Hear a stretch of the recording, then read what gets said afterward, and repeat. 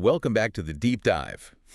Everyone is buzzing about GPTs right now. And you know what it reminds me of? What's that? It reminds me of like the early days of the App Store.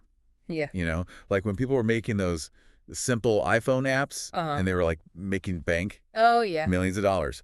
So today, we're going to do a deep dive into GPTs and AI agents, and we're going to find out if this is the next gold rush or not. I love it. All right, so let's just start with the basics. What is a GPT? Sure. So a GPT is essentially your own personal chat GPT. Okay. Okay, so it's a large language model that is tuned to be an expert at a very specific task. So think of it as like having a team of bots at your fingertips. Okay, cool. So it's like I could have a GPT that is like a world-class chef. Yeah. Or I could have one that's like a financial advisor. Exactly. Or like a travel agent. Exactly. So it's like having a specialist for any task that you could possibly imagine. Okay, cool. So how do these things actually work? Sure. So there are three core components to building a GPT. And I like to think of it as like baking a cake. A cake analogy. All right, I'm in. All right. So the first thing you need is the prompt. Okay. This is like the recipe. It tells the GPT what to do. The second thing you need is the knowledge. This is all the ingredients or data that the GPT has access to. And then the final thing you need is the actions. So this is what the GPT can actually do.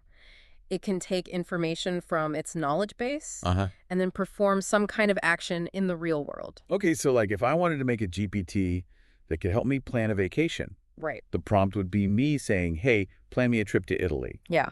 The knowledge would be all the information about Italy, and the actions would be things like booking a flight or reserving a hotel. You got it. So now that we understand how GPTs work, let's talk about the big question on everyone's mind. Yeah. How can we make money with these things? Yeah, that's what I want to know. Right. So OpenAI has recently launched the GPT store.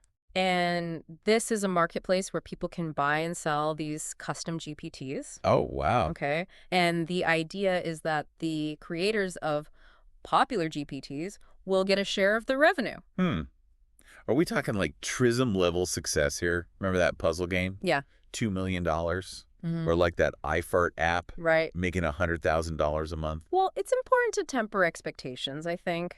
Okay. You know, while Sam Altman, the CEO of OpenAI, has hinted at like rewarding top GPT creators, the specifics are still a bit hazy at this point. We don't know exactly how much creators will earn or if there will be minimum usage requirements to get paid. Okay, so maybe relying solely on the GPT store for consistent income is a little bit of a gamble for now. It could be, yeah. But here's what's really interesting to me. Even if the GPT store doesn't become like the next app store, just learning how to build GPTs in general, it's like learning how to build AI agents. Exactly. Right, and that's a skill set that is only going to become more valuable in the years to come. 100%. It's like learning the fundamentals of AI. Yeah. And it's not just an OpenAI thing. Like Anthropic, their main competitor, they are incorporating tools into their Claude model. Okay. Google's Gemini is going to be supporting custom actions. Wow. Even Amazon is rumored to be jumping into this whole like agent creation and hosting space. So it really does feel like we're in those early days. I think so. Where like learning how to code Yeah. was really valuable back in the early days of the internet. Exactly. It's kind of the same thing for AI. I think you're right. Okay, so let's say I do want to try my luck in the GPT store. Yeah. How do I make a GPT that actually stands out? That's the million-dollar question. Yeah, because there's got to be tons of people There are. like flooding the store right now. It's going to be a lot like the early days of the App Store where there's a flood of very basic apps. Right. You know, and then the ones that really succeed are the ones that offer something truly unique and valuable. So what's the secret sauce? How do you make a GPT stand out? Well, there are four main strategies that we've identified. And the first one is expert prompting. Okay. So thinking back to our cake analogy, sometimes it's not just about the ingredients you have. It's about how you use them. Okay. So expert prompting is all about crafting your prompts in a very specific way to unlock the true potential of your GPT. Can you give me an example of that? Sure. So let's imagine a framing business. Okay. They could create a GPT that not only gathers all the details from the customer, you know, like the size, the frame, the style, the type of glass, but it also has a built-in tool to calculate the price and generate a payment link. Oh, wow. So it's like fully automating that entire... It's a seamless, automated process. Experience. Okay, so you're not just relying on the GPT to like give you general information. Right. You're actually having it. It's taking action. Take action and do something useful. Exactly. Okay. What's the next strategy? Okay. So the next strategy is all about unique knowledge. Okay. So just like a cake can have secret ingredients, right, a GPT can have unique knowledge. Okay. This could be private data, internal documents, proprietary information. Anything that gives your GPT an edge over the competition. Oh, it's like having a family recipe that's been passed down through generations. Exactly. Like we found this really great example with a roofing company. Okay. And they took their decades-old sales scripts, this treasure trove of knowledge that their competitors don't have, right, and they used it to train their GPT. So they basically bottled up all of their expertise and made it available through a GPT. Exactly. That's brilliant. Okay. So we've got expert prompting, we've got unique knowledge. What are the other two? All right, so the third strategy is all about being a master chef of data. Okay. It's not just about having unique knowledge, it's about blending different types of data together to create something truly new. So think public data, private data, even like obscure stuff that you find hidden away on the internet. It's like foraging for rare ingredients. Exactly. As a chef. Yeah. You know, you could have a GPT that blends like public data on stock trends with a company's internal sales figures and even sentiment analysis from social media. Wow. You know, and that's a recipe for like some very powerful insights. Okay, so we've got expert prompting, unique knowledge, curated knowledge. What's that fourth one? The fourth one is powerful tools, sometimes called actions. And this is what allows your GPT to do things, not just talk about them. Oh, wait. Let's talk more action. Exactly. Okay. So remember that gold investing assistant that we talked about earlier? Yeah. The creator of that integrated a tool that fetches real-time gold prices. Oh, cool. So instead of just giving general advice, right, the GPT can tell you the exact price of gold at this very moment. Okay. So it's like having a stock ticker built right into your GPT. That's awesome. So it sounds like building a successful GPT, it's about more than just like throwing some data at it and hoping for the best. 100%. You really have to like think carefully about the prompts, the knowledge, the actions. You got it. To create something really valuable. And it's these skills that are going to be in super high demand as more and more businesses realize the power of AI agents. Okay, so let's say I'm ready to jump into this whole GPT AI agent world. What are the skills that I really need to master to be successful? So we've identified 5 key skills that we think are crucial for success. Okay. The first one is market research and use case identification. Okay. This is all about understanding what people actually need. Okay. And how a GPT can solve a real-world problem. You don't want to build a GPT that nobody wants. It's like doing your market research before you start a business. Exactly. Right. What's the next one? The next one is data sourcing, preparation, and curation. So this is where you're gathering all those ingredients for your GPT's knowledge base. Right. You got to have all the data. Yeah. You need to know where to find the right data, how to clean it up, and how to organize it so that your GPT can actually use it. So it's like being a librarian, but for AI. Yeah. Okay, cool. What else? And then we have prompt engineering. Okay. This is where the magic really happens. You're teaching your GPT how to understand your instructions perfectly. So it's not just about telling the GPT what to do. Right. It's about telling it how to do it. Exactly. You need to be very specific and clear with your prompts. A poorly written prompt will lead to a confused and unhelpful GPT. Makes sense. Okay. Okay, so we've got market research, we've got data wrangling, we've got prompt whispering. What's next? Next, we have tool creation. Yeah. So remember those actions we talked about.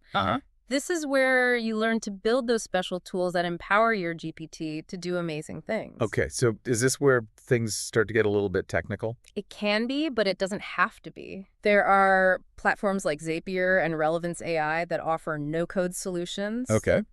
And then there's also tons of free APIs out there like Rapid API that allow you to easily connect your GPT to external services. So even if I'm not like a coding expert, right, I can still build some pretty cool tools. I can. Okay, what's the last skill? And then last but not least, we have GPT marketing. You could create the most amazing GPT in the world, but if nobody knows about it, it's not going to be successful. You got to market it. Yeah. You got to market it. But how do you market a GPT? Like, is it different from marketing a physical product? It definitely has its nuances, Okay. but the fundamental principles are the same. Yeah. You need to identify your target audience, craft a compelling message, and choose the right platforms to reach them. So it's all about understanding what makes your GPT unique and communicating that value. You got it. Okay. I'm getting the sense that data is like a key ingredient in all of this. Data is crucial. Yeah. Can we dive a little bit deeper into that whole data sourcing thing? Yeah. You mentioned public, hidden, and private data. Yeah. Let's do it. What is all that about? So public data is the easiest to find. Okay. Think searching for PDFs or articles online. Okay. The downside is that everyone has access to it, so it's not very unique. Right. Hidden data requires a little bit more digging. Okay. It might involve like purchasing books or scraping data from websites or even conducting surveys. Oh. So it's like going off the beaten path to find those little hidden gems. Exactly. And then we have private data. Okay. This is the gold mine. Oh. This is proprietary information that's not available to the public. Okay. Think customer data, internal sales figures, or even like secret company documents. Mm-hmm. It's the kind of data that gives your GPT a truly unfair advantage. So how do you access private data? Well, it can be difficult, Okay. but it's often worth the effort. Okay. And if you're serious about data sourcing, learning a bit Python Python. for web scraping can be incredibly helpful. What's Python? Python is a programming language. Oh. Don't worry, you don't need to be a coding guru to use it. Okay. There are tons of resources available online to help you get started. So if I want to become like a data sourcing ninja, Yeah, Python is my weapon of choice. you got it. So now let's talk a bit more about tool creation. Okay. We touched on it earlier, but this is where you can really unleash the power of your GPT. Okay. Remember that stock price fetcher and the solar savings calculator? Uh-huh. Those are just a couple examples. Yeah. Those tools really make a GPT stand out. They do. But how do you actually build these things? Well, there are different approaches you can use, platforms like revolutionizing, Okay. which makes it incredibly easy to build sophisticated tools without writing any code. Okay. Or if you're comfortable with coding, you can use APIs or even build your own tools from scratch. So whether I'm a coding newbie or a seasoned pro, I can build some pretty cool stuff. Exactly. And once you've built a tool, you need to teach your GPT how to use it. And that's where this concept of an open API schema comes in. An open API what? It sounds complicated, It does. but it's just a fancy way of saying that you need to give your GPT a set of instructions Okay. for how to use your tool. It's like giving it an owner's manual. So it's not just about building the cool tool, it's about making sure your GPT knows how to actually use it. Exactly. Okay. So we've talked about a lot here, the GPT store, the skills you need, all this stuff. Yeah? You mentioned earlier that there's like a whole world of AI agents There is. beyond just the GPT store. Yes. Can we talk about that? Absolutely. What if I told you that you could take those GPT building skills Uh-huh. and use them to create AI agents that operate outside of the GPT store? Whoa. Agents that could be deployed on websites, social media platforms, even integrated into existing business systems. So we're not just limited to that GPT store. No. We can take those skills and kind of build our own custom AI solutions. Exactly. And that's what we're going to be exploring in the next part of our deep dive. We're going to show you how to take those GPT building skills and turn them into like a highly sought after and potentially lucrative skill set. I love it. I can't wait. Okay, so one of the most popular ways to deploy these AI agents Yeah. is as website chat widgets. Oh, yeah. You know those little pop-up boxes that say like, Huh. How can I help you? exactly. I see those all over the place. Yeah, they're becoming super popular. But isn't building one of those like a really technical process? It can be. Like, do I need to know how to code? Well, the good news is that there are platforms out there that are making it easier than ever. Okay. And one that I'm really excited about is called Agentive. Agentive. Yeah. What is that? So Agentive lets you create, deploy, and manage AI agents Okay. without needing to be a coding whiz. Interesting. And here's the best part. Oh. It's currently free to use. Free. Okay, now I'm really interested. I thought you might like that. So it's like I can build and deploy my own AI agents for free. It's still in early access, Okay. but they're adding new features all the time. That's cool. So how does this agentive thing work? All right, so let's walk through an example. Okay. Remember that Charlie Munger investing assistant we built in the GPT store? Mm. Let's say we wanted to turn that into a chat widget for a financial advisor's website. Okay. With Agentive, we can essentially duplicate our GPT. Okay. Okay, Bringing all of those carefully crafted instructions, the knowledge base, The knowledge. even that real-time stock price tool, Yeah. we can bring all of that over to the platform. Oh, wow. So it's like cloning my GPT, It's like cloning it. but then I can actually put it on a website. Exactly. And Agentive has this really cool feature Okay. called a testing environment. What's that? This lets you interact with your AI agent, try out all the features, make sure everything's working smoothly. So I can make sure there's no bugs or anything? Exactly. You want to make sure everything's polished and professional before you release it into the wild. Right. Especially if I'm building this for a client. Exactly. Like I want to make sure everything is working properly. 100%. So once we're happy with our AI agent, Okay. we can actually deploy it as a chat widget using a platform called VoiceFlow. VoiceFlow. Is that another AI platform? It is. VoiceFlow specializes in creating conversational interfaces. Okay. And it works seamlessly with Agentive. Interesting. So Agentive provides the brains, and VoiceFlow provides that smooth, user-friendly interface. So this is like the perfect AI power couple. Exactly. And to make things even easier, Agentive provides a pre-built VoiceFlow template. Oh, nice. You just plug in your Agentive API key and your assistant ID, Okay. and you're good to go. Wow, that sounds almost too easy. I know, right? Yeah. But it really is that straightforward. And then once you have your chat widget set up in VoiceFlow, Okay. you can customize the look and feel. Right. You can add your own branding colors, even a custom avatar. So I can make it look really professional. Exactly. It's like having a custom designed AI assistant Yeah. ready to represent your business Or my client's business. or your client's business They're in like a different. professional and engaging way. Exactly. And then the final step is to embed that chat widget on your website. Okay. VoiceFlow gives you a simple embed code. Okay. You just copy and paste it into your website's HTML. So it's just like embedding a YouTube video. It's that easy. Wow. So just to recap, Okay. we've gone from creating a basic GPT in the GPT store Right. to cloning it in Agentive, Okay. testing it out, giving it a makeover in A VoiceFlow, little makeover. and then finally embedding it live on a website. And we did all of that without being like coding experts. That's right. Yeah. That's the power of these new platforms. Yeah. They're making AI development accessible to everyone. This is crazy. So if it's this easy to like create and deploy AI agents, Yeah. does that mean like every business is going to have its own little AI workforce soon? It's definitely a possibility. Imagine AI agents handling customer support, Wow. scheduling appointments, qualifying leads, even personalizing marketing messages. So it's like freeing up the human employees Yeah. to do more interesting and strategic work. Exactly. It's exciting, but also a little bit scary. It's a big change for sure. Yeah. But it's a conversation that we need to be having Right. as AI keeps evolving. It's important to think critically about how we can use it to improve our lives and businesses. For sure. So where do we go from here? Yeah. Like, what's next? Okay, so we've got AI agents handling all the boring stuff. But what about the creative side of things? Like, can AI help us make better art or music or even write better code? That's a great question, and the answer is yes. Okay, AI is already being used to create some pretty amazing things in the creative realm. cool. Can you give me some examples? Sure, so there are AI-powered tools that can help you generate ideas for paintings Okay. or compose original pieces of music Wow. and even write code in multiple programming languages. So it's like having a creative partner who never gets tired or runs out of ideas. Exactly. And these tools are getting more powerful all the time. That's wild. Yeah. So what does this mean for the future of creativity? Like, are human artists and musicians going to be out of a job? Well, I don't think so. I see AI as more of a collaborator than a competitor.